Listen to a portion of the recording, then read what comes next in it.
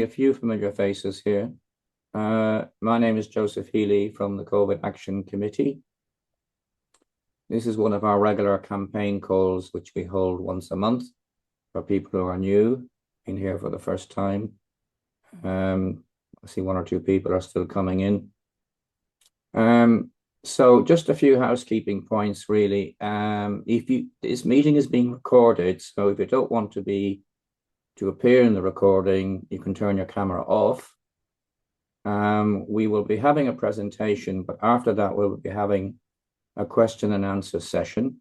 So if you want to put a question, please raise your electronic hand.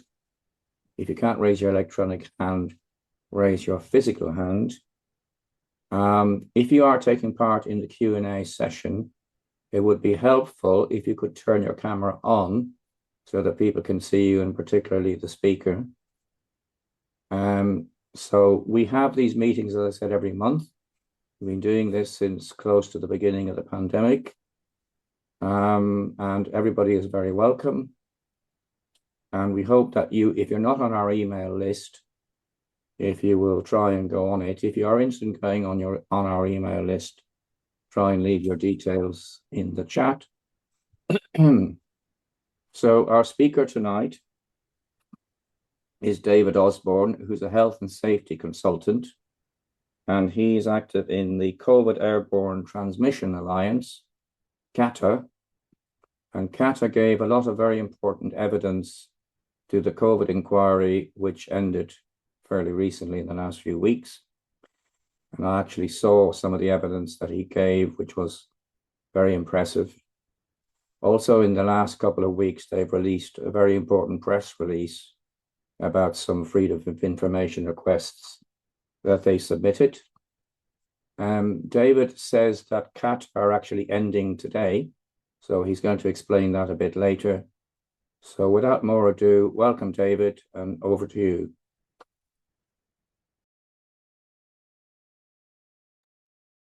Thank you very much, Joseph. Are you hearing me okay? Yeah, we can hear you fine. Yeah. Okay, that's good. Okay, yeah, well, good evening, and thank you very much for inviting me to the meeting. It's a pleasure to be with you, and thank you for all the good work that you're doing trying to get the country to be a safer place in respect of COVID. I better explain the comment that Joseph just made then about CATA, the organisation. So we were formed specifically for one purpose by 12 medical institutions, allied medical institutions, such as College of Paramedic, Royal College of Speech and Language Therapists, Queen's Nursing Institute, 12 in total. And the purpose was only to represent those organisations at the COVID public inquiry. Now, we only gained core participant status for Module 3, the healthcare module, which, as Joseph commented just now, is now finished with the report issued on the 19th of March. And so we have fulfilled that role. And so it has been decided and agreed in the executive team, my colleagues and myself, that we will now stand down. We have been at this since the beginning. I tell a slight lie. I only got involved January 2021, but the likes of Barry Jones, Cameron Ad Hoc were right in the thick of it, representing their organisations right from the first wave. And it has been hard work and I think valuable work. I think we have contributed and steered the general direction of Module 3 towards the importance of airborne transmission. But anyway, that's by the by. So effectively, this is the last day that I should be presenting on behalf of CATA. Doesn't mean to say we're going away. We just won't be fulfilling that role. I have other work in mind to do in support of the mitigation that's going to follow this and such like. So let me just do the screen share, just get that going, if I may. Share, and we'll start the presentation. I hope it'll take about half an hour. I haven't actually timed it, but let's just see how we go. Are you seeing me okay? Thumbs up, Joseph, if you can see it. Yes, we can see it. You can, yeah, okay. Good. Okay, so let's just look through the plan for this talk. Quick run through the agenda. I shall introduce myself a little bit, where I come from, my background. I won't spend long on that. We'll talk about pre-pandemic, the emergency planning such as it was, and how we ended up in such a pickle as we did end up in. I'm obviously there are lots of aspects to emergency planning, and some of it was done very well, I think. As a clinically extremely vulnerable person myself, we were well looked after with emergency supplies and things like that. So a lot of things that were done right. The vaccine's very quick. But obviously, I'm only going to focus on the transmission routes of the disease and the PPE aspects that all went wrong and were not properly planned for. I'll talk a little bit about the first wave when it struck, the events around March the 13th, 2020, when that was a major day when the downgrade of PPE for healthcare workers happened. And at the same time, the high consequence infectious disease classification was taken away, and maybe talk a little bit about the links between those two things. And then we'll turn our attention to December 2020, when the second wave was taking hold, and some of the opportunities that were missed, I think we will call it, at that point in time. Opportunities that were missed, and many would say cost a lot of lives, and ill health for healthcare workers and patients alike. And then a little bit about how I would suggest that this country goes about pandemic planning for the future, for an airborne transmissible disease. And you can perhaps think, well, if he's saying that now, maybe that's what they should have been thinking 10 years ago. Okay, introduction, background. So myself, that's my background. I'm not going to read out everything that's appearing on the screen. My job was with Wessex Water. I was safety security manager. I dealt with emergency planning myself, not in a medical context, obviously, in a utility, but we were interwoven our emergency arrangements with that of other government organisations, including the Department of Health and such like. Our role was more about the preparation of temporary mortuaries as and when required. And I think it's fair to say we're talking about back in the 90s, late 90s, where the emergency planning was more about how to deal with lots of bodies than actually the keeping of healthcare people alive. I may be doing certain people a disservice, but that's the way it seems to me. So back in the day, just to show you this isn't anything new, 2003 we're talking about here, the potential for bioterrorism was recognised, and our emergency services and our healthcare personnel were prepared for that, but not awfully well. The suits they were given when they were tested and washed down afterwards leaked the water, which wasn't going to do them much good in a real life emergency, whether it was a biological or chemical attack. As the president of the Association of Emergency Medicine said, NHS had received instructions about how to plug leaks with sticky tape. Not a great confidence booster. So that's where we were. I have to say now, the PPE arrangements, in theory, for our healthcare workers are very much better. And a gentleman called Dr. Brian Crook from the HSE in the late 2010s developed methods for testing and proving the equipment that they're given nowadays. But that has got better. Why am I calling it this title? Why am I majoring this? Well, when I met Sue outside Dorland House and agreed to do a talk, we didn't actually fix a subject. But I saw this tweet from a gentleman called Professor Robert Dingwall appear, and the guy was basically saying, well, look, you know, Baroness Hallett is unfair to us. You know, we spent 2 decades preparing and planning for this pandemic event, as if to say, didn't we do well? And I'm afraid I really didn't think that he'd done awfully well. When it comes to that. So who was he? Well, he joined NERVTAG. That's the committee that steers us through the arrival of new diseases, involved with Jonathan Van Tam, who many of you will know from the number 10 briefings and such like, and Dr. Ben Killingley, all three of them from Nottingham University, and JVT and Ben Killingley closely involved with the decisions about what PPE should be provided to healthcare workers at meetings around about 2016 that happened, and the decisions were made to basically restrict proper respiratory protection to generating procedures. I'm sure you mostly heard the term by now, and high risk medical settings, or settings that are perceived to be high risk, turned out like that. I was very critical of that. It's really stuck in my throat.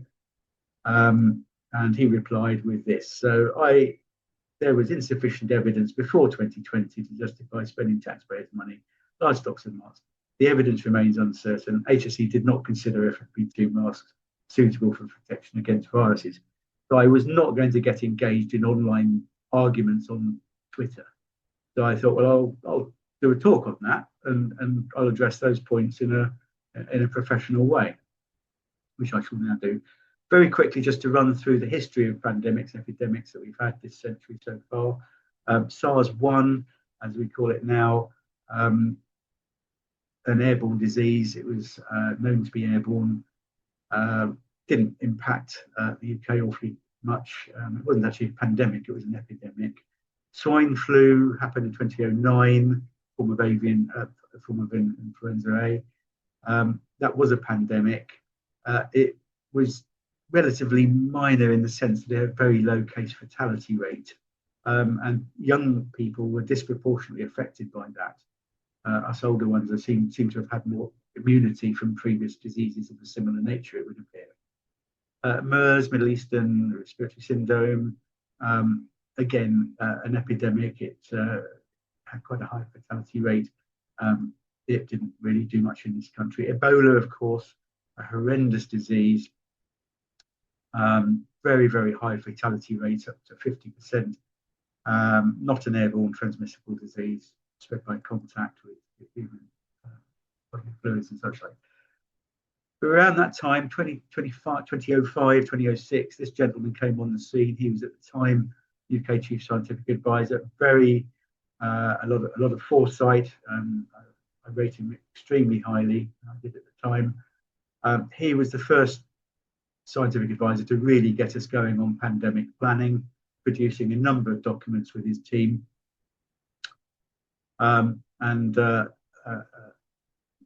It would have been good if a lot of his recommendations had been properly put into practice.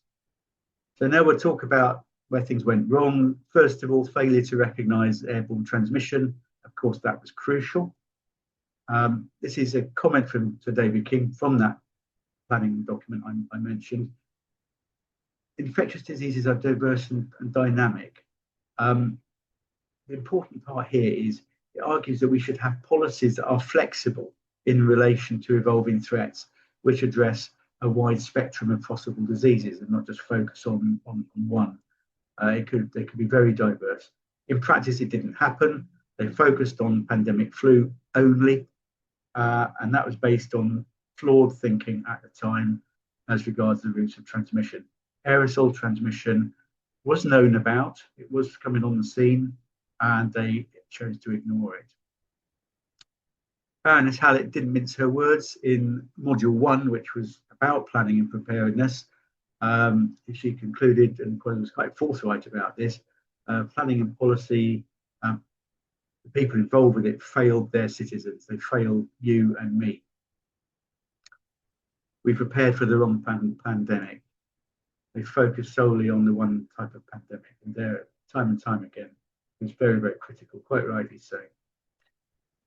The pandemic strategy first evolved from 2011 with a pandemic strategy document being prepared. There were some good points in it, a few.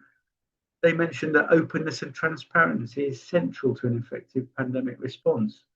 People will respond better if they trust the advice given and the person or the organisation giving it. Now, that did not happen in COVID. They were secretive. They were untruthful. I don't mince my words on that. lies were told. And my fear is for future pandemics that healthcare workers will remember that. Will they be so willing to put themselves on the line and their families on the line, particularly if it's a worse pandemic with a higher case fatality rate and they see more people around them dropping down in their hospitals? It is absolutely crucial that they're open and transparent. Infectivity in motor at that time, remember 2011, they were already recognising droplets, hand to face, which we call fomite transmission, and aerosols, maybe more important than previously thought, but they did nothing about it. Now, if a disease or a chemical, whatever, is spread by different means, droplets, touch, airborne, you have to protect against all routes of transmission.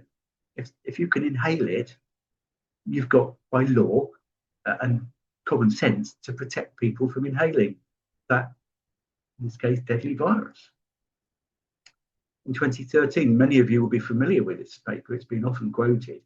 There we have Jonathan Van Tam again, Dr. Lisa Ritchie, who was chair of the IPC Cell for some time, accepting the fact that SARS-1, is what we're talking about here, was spread by droplet and aerosol. Now, they are virtually identical viruses. Size, shape, morphology, the whole thing. FFP3 required. And viruses don't change their mode of transmission. If that was aerosol, SARS-1 was aerosol transmitted, then SARS-2 was and is. Another paper, 2017, so we're getting closer to the pandemic. Again, transmission, and again, Professor Van Tam, droplet aerosol contact. And then we're talking now in the month before the pandemic started. In fact, it was probably about the day when the first cases were beginning to get recognised in Wuhan. NERVTAG approved the IPC guidance for pandemic influenza. It's taken something like 8 years to put in place to get this far. And this particular document was mentioned at the inquiry. Now, unfortunately, I cannot share the contents with you because, as with many documents that we were provided with at the inquiry, they're under strict confidentiality provisions. And if I were to share it with you, Baroness Hallett could send me to prison or fine me a lot of money. So I'm not going to do that. But some of you I know have signed that confidentiality undertaking, and I would encourage you to have a look at page 17, where you will find some interesting stuff. I have to say, I don't know why all these documents are not yet in the public domain. It's a public inquiry, and it is a concern of mine that there is still so much secrecy around the documents that were made available to core participants and not being made available to everybody else. I don't like having to tell you that I can't share information with you. But finally, on this topic, if we take a disease which is known and accepted, and I can see from the attendee list at this meeting, we've got a number of medical practitioners here. We've got Lynn, we've got Alison, and no doubt others. It has always been accepted from time immemorial that tuberculosis is an airborne transmitted disease. That is what the little beastie does that causes TB, what it looks like. It's a bacillus, that's the size of it. A micron, for those of you who don't know, is 1,000th of a millimetre, so you can appreciate very small scale. Now, if you look at a SARS-CoV-2 virus, which is the one that causes COVID-19, that's what it looks like, and you can see the relative size. It is actually, in comparison with that lumbering great thing, it's tiny. And if that great big thing can entrain itself in an aerosol and be breathed out by someone, you can bet your bottom dollar that so can that. It's just a no-brainer. So it would be perverse to suggest anything different. Coming on now to PPE, an important point, obviously, and again, where they went terribly wrong. Going back again in history, 2008, a number of you will be familiar with this, I'm sure, and I apologise if I'm repeating stuff you already know. But the HSE were concerned that the Department of Health, medics, public health people were beginning to talk about providing surgical masks to protect against an airborne pandemic. such as SARS, for example. Swine flu hadn't happened at this time. And so they did this research to inform the pandemic planners about what they were doing. And they produced that research and they came up with some key points. Surgical masks are not intended to provide protection against infectious aerosols. There's a misconception, you are misunderstanding if you think that workers and employees, that surgical masks will protect you against aerosols. They don't. And they set out to prove it, and they did prove it. And every single type of surgical mask they tested, they found live viruses behind them so that the wearer could be inhaling live viruses. So let's come back to Professor Dingwall. He says HSE did not consider FFP2 masks suitable for protection against viruses. The rule that HSE imposed, and quite rightly so in my opinion, was we go for the best, we go for the FFP3. So to say they didn't approve of FFP2 when actually they didn't consider surgical masks at all suitable for protection is a very strange comment indeed, in my opinion. But anyway, as it happens, they were absolutely correct. In terms of their research, sorry, this is a bit technical, but you've got the respirators here, you've got the surgical masks here. These numbers represent the effectiveness. The higher the number, the better the protection given. We won't go into too much detail about this. This includes what can pass through the filtration material of the mask, and this is the effectiveness of the seal around the face. But as you can see, they're all a lot better than surgical masks. But the pandemic planners decided to override that, and they opted for surgical masks instead. This was revealed quite clearly in one of Jonathan Grantam's early emails in January 2020 when things were starting to brew up. He sent an email to one or two others. He'd been an advisor, of course, on all of this pandemic preparedness since 2004. So he had a long-standing track record in this field. And he was previously the chair of NERVTAC. So he was in a very influential position and knew the history of this. He said, if we move to surge, meaning if this disease goes bad and it goes into community transmission, we're going to have to manage patients on open wards instead of isolation rooms. And we've configured the stockpiles for influenza and built them up with surgical masks for most of the healthcare settings. And he says the historical HSE statutory position is that maximum level RPE, meaning respiratory protective equipment, is required. Now, that word statutory means the law. It's the legal position as portrayed by the regulator, the enforcement agency, the HSE. And he says this was considered by us, by the medical practitioners, public health, to be neither affordable nor practical for pandemic stockpiling. We'll come back to that towards the end of the presentation. And he goes on to say that difference of opinion has never been resolved. He would like a steer. I don't think he got a steer. As much as they could say, they've made their bed, they had to lie in it, basically. He says there was insufficient evidence to justify spending taxpayers' money on large stocks of masks. Now, the doctors, nurses, porters, healthcare assistants who died, they were all taxpayers. Their families were taxpayers. Yeah, people who sustained long-term health disadvantage, long COVID, were all taxpayers. And I know we have some on the call. The whole of the working population of the UK depended on the NHS. We were all taxpayers. Yeah, would we have agreed that it wasn't worth spending the money on? I don't think so. And as one commentator, a friend of mine, actually put when he saw these comments, these people were just playing God with other people's lives. There's some truth in that. Then he goes on to say that insufficient evidence.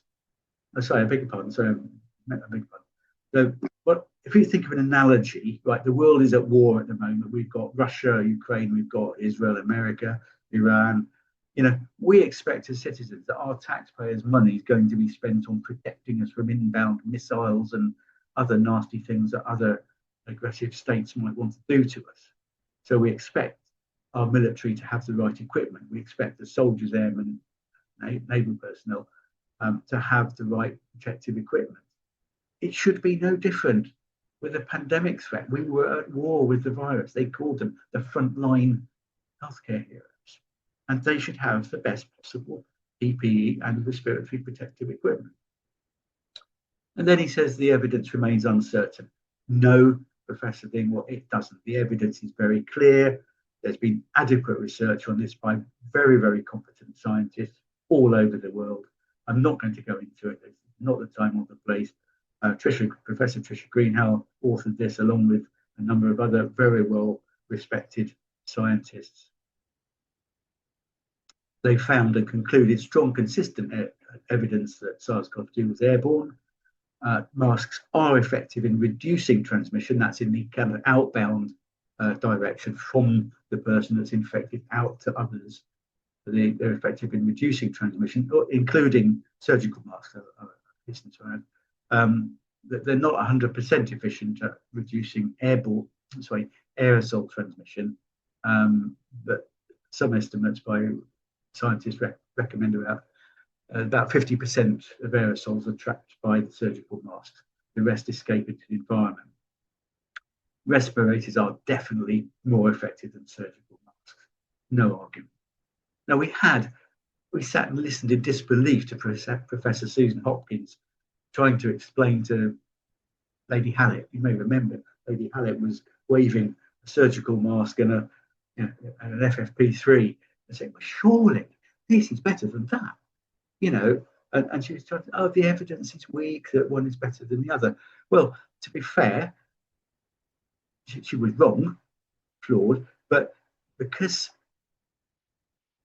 in practice, virtually all of the hospital and healthcare premises were applying the national guidance with a rod of iron, there was little opportunity to compare FFP3 wearing hospitals with those that were not. There were some very brave healthcare trusts where the directors recognised the IPC guidance for the rubbish that it was. I use my words advisedly. And they decided to depart from it. So Addenbrooke's, for example, Cambridge, they went down that road, finding FFP3s, and they saw a noticeable reduction in healthcare worker infections. Southampton saw a massive reduction. They were using powered respirators rather than FFP3s.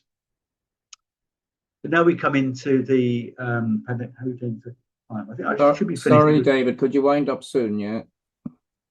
Yes. Okay. So what I've been going about 25 minutes. Yeah. Okay.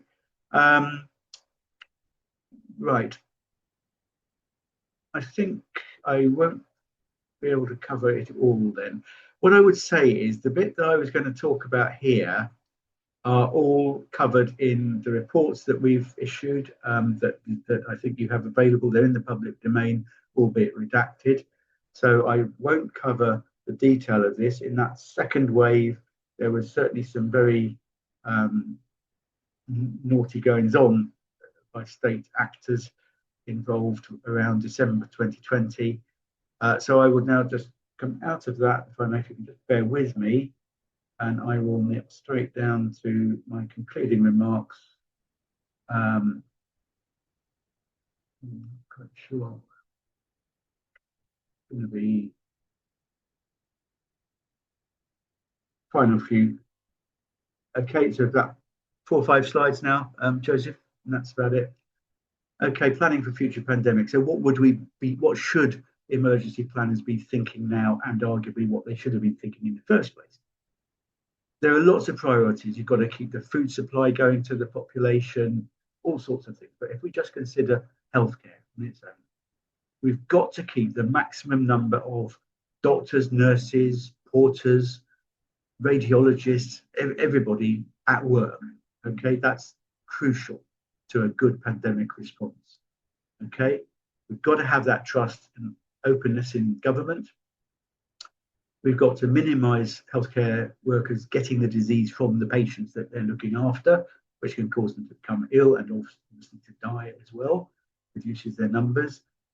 When they test positive and are not allowed to work, they have to stay at home.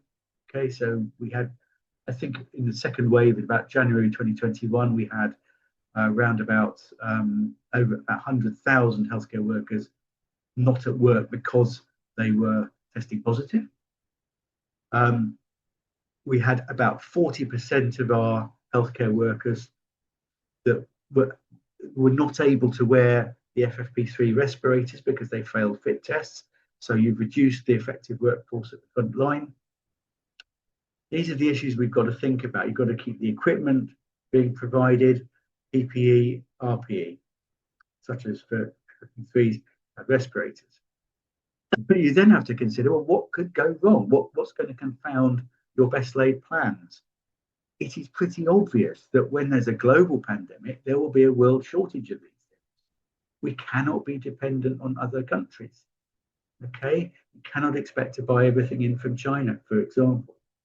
So we need to know who's going to have what type of PPE and RPE, what's its burn rate. In other words, how much usage we're going to use per month. We need to get our manufacturing industry prepared to manufacture that equipment at that rate. I mean, for example, by December 2020, we'd increased manufacturing in the UK to 13 million FFP3s a month, which is quite good going. But we need to be upfront with that. We need to have that capability so that manufacturing industry can repurpose its machinery and produce these things at the rate that we need them. And there will be a startup time, if I call it unmothballing. You know, you mothball the equipment when you're not in pandemic, and then it'll take a while to get it going again. And you then have to have enough stockpile masks and respirators to tide you through while you get in-country production going. Other things, tight-fitting disposable respirators for sessional use, by which I mean if you're a doctor, nurse or other working on a respiratory ward that is cohorted with full of COVID patients or full of whatever the disease might be next time, you know, they're having to wear things, these tight-fitting masks for a long period of time. All these sort of issues are important to consider. They deteriorate with time. They're only meant to be worn for about an hour or so at a time for a number of reasons. Let's not go into all of that. You've got face fit testing. You've got to have the equipment and people trained to do that. You could even look at HSE and say, is it absolutely necessary to do full face fit testing? Because it was a major issue and it prevented a lot of people from wearing proper respirators because the face fit testing equipment wasn't around. Whereas if you train people properly and they put the mask on, especially the ones with the little valves, you can hear when you've got and feel when you've got a good face fit. So with the right training, you know, maybe we don't need to be quite so robust on that. I'm not sure I can see the merit in face fit. Equality Act, they just didn't consider it. We have to consider it. The NHS is a diverse workforce. We've got different races, different ethnicities, different faiths, genders, people, different size and shape, faces, etc. You get a mountain of waste from these things. The solution, in my opinion, for the emerging pandemic is to make sure we have powered respirators. Last few slides. This is the sort of thing you have to go through with the face fit testing of these type of tight fitting masks using machines or using test agents. People can't wear these. Men have to wear beards for their faith, for their religion, turbans, you know, and they're uncomfortable. They cause skin problems. If you've got to wear them for a long time, they're difficult to communicate through. Okay, so what they did in Southampton, and this was a lesson to us all really, was they developed at short notice these devices, which look a bit space agey, admittedly, but you basically got a fan pumping air through cartridges, HEPA filter cartridges. You're working and living in your own bubble of purified virus-free air. You know, you can communicate, you can see. People who are deaf can see lip reading and things like that. You've got a cooling airstream across your face. You don't have to go for fit testing. They developed these at short notice, at pace, in the first wave, and by the time they got to wave 2, 3,500 of their staff in Southampton Hospital were wearing these things, and they still have them ready for the next pandemic. And they went to work no longer frightened, no longer fearful for their lives, no longer fearful for their families. Now, unless you have things like this on the table ready for the pandemic, knowing the mess we got into with COVID-19, I fear there may be a reluctance for healthcare workers to go to work to look after us. We need proper kit. They need proper kit. And the figures are there. So that really brings me to the end of the presentation. Sorry if I've overshot, Joseph. Happy to take any questions. I'll take the screen share off in a minute. Yeah, thank you very much indeed, David. That was very, very interesting. I just wanted to say you referred to the flawed IPC report, and even today when you question anything in the NHS, they say we're following the guidelines, and it was the guidelines from that report, wasn't it? And I looked the other day, within the last week, I checked the national IPC manuals for England, Scotland, Wales, who follow Scotland, and I think you can get around to checking all nine, but they're all saying the same thing. It's all AGPs. You wear this, you wear respirators. They haven't learned a thing. They've taken no notice at all. It's sad.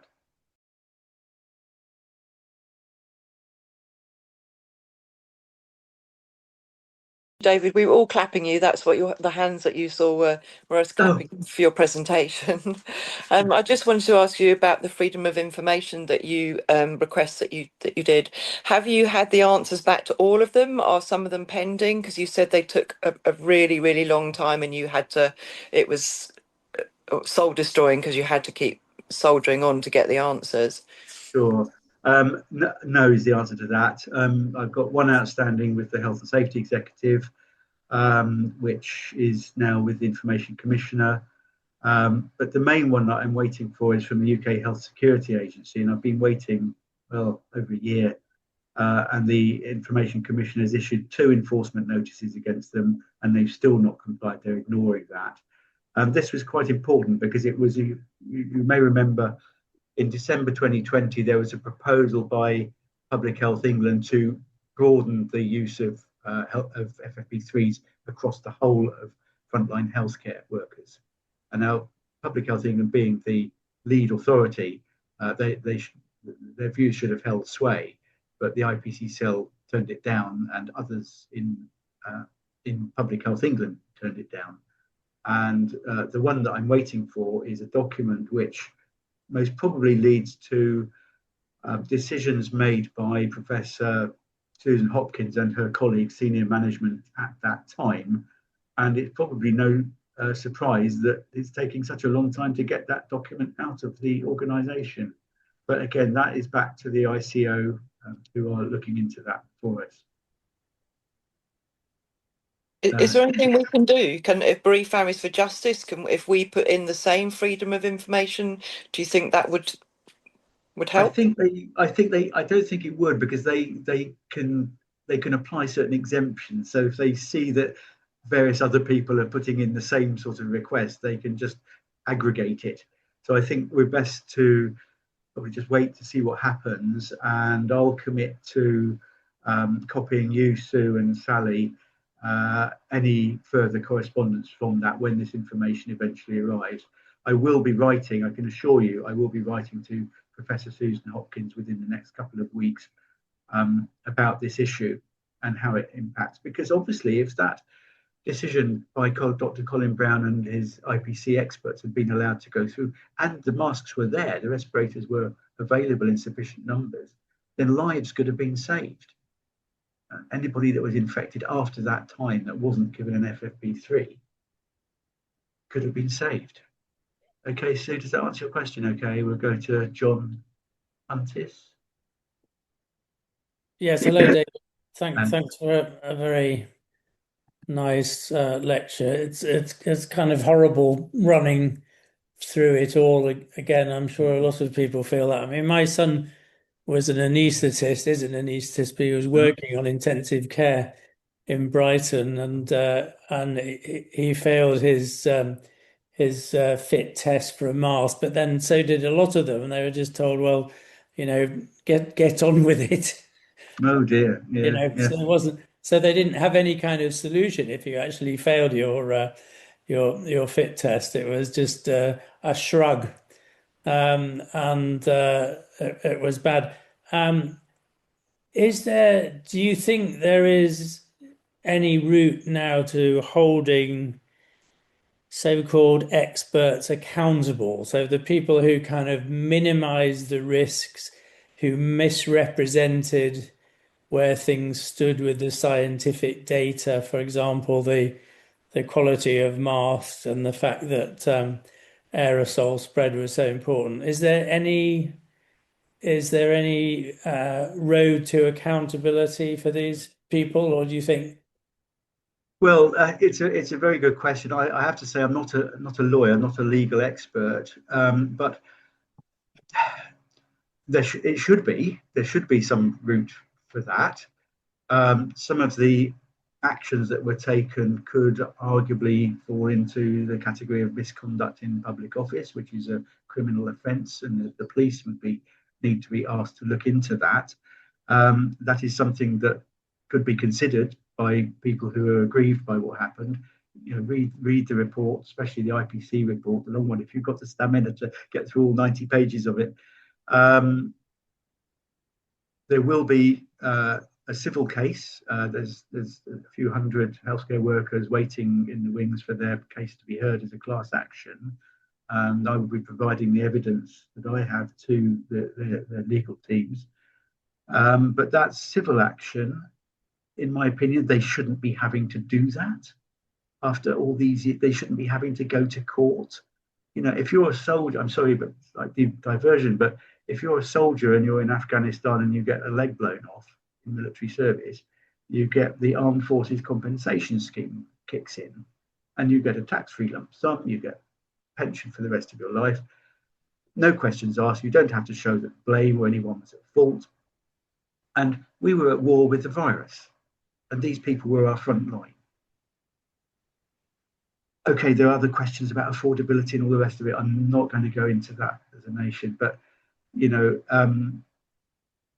certainly there were a number of people, you could probably identify them down to about 20 in total, who were determined that they were not going to change course. They were not going to recognise the importance of aerosol transmission. They were not going to change to FP3s. We've seen evidence that there were concerns about reputational damage to individuals and concern about that. Unfortunately, the people who are most able to investigate that are Baroness Hallett and her legal team, because they have the powers to acquire the document that I'm waiting for, and I've been waiting for all this time. Overnight, they have statutory powers.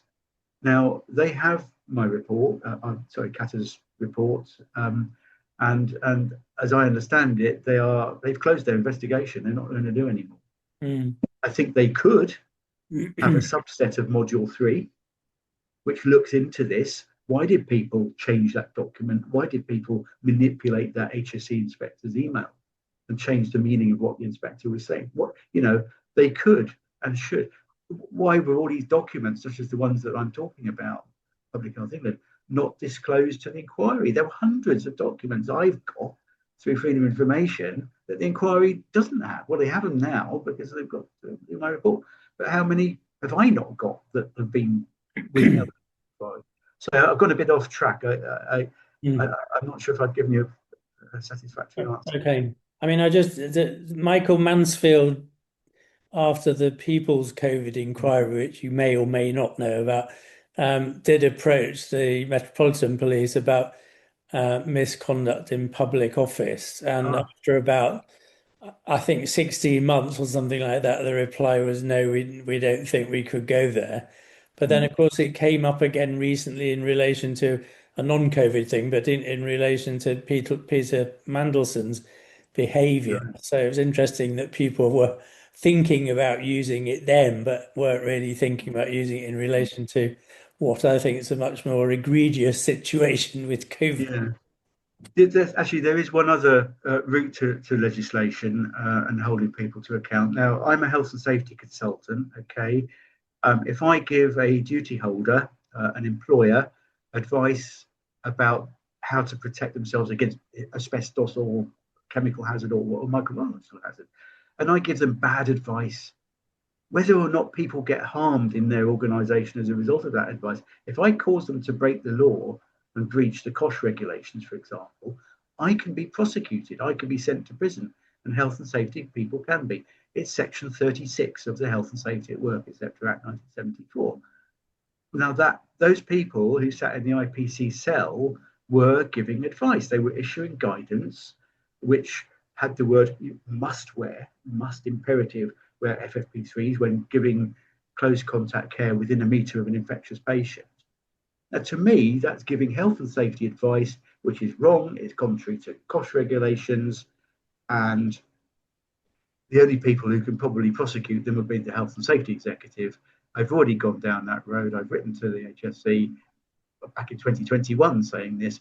Oh, no, we don't think we should prosecute them. I just wanted to say there's a comment from Sally Witcher in the chat that an FOI, Freedom of Information request, that if you slightly reword it and they say they're exempt, you don't have to reply, you can eventually get an answer worth having. That's interesting. Yeah. So, David, thanks. Good to see you again. Sorry, at the Module 3 report.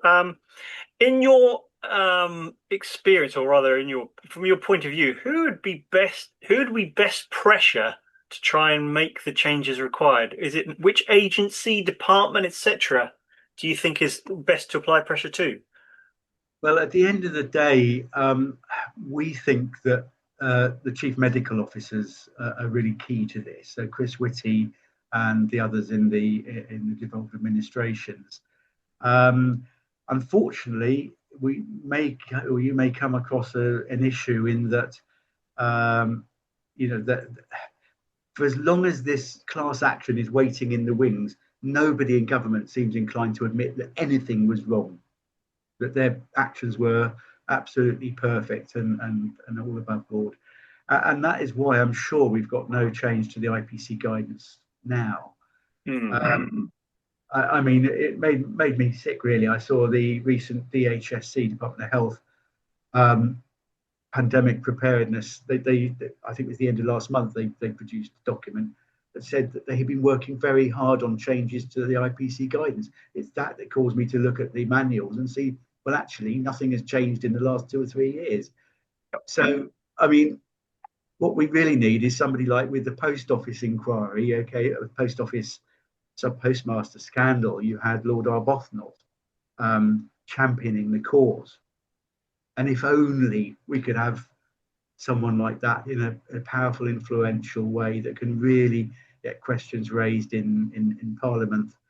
I'm sure, even though CATA has stood down as of today, to my colleagues and I, if we were called to give to a what do they call them, all-party parliamentary group or whatever, would be happy to do so. Or get it dramatised on TV. Pardon? Or get it dramatised on TV. Yeah. Oh, God. Just get was it Toby Jones? Get onto his agent. Yeah. Okay. Thank you. I'll leave that to you, I think.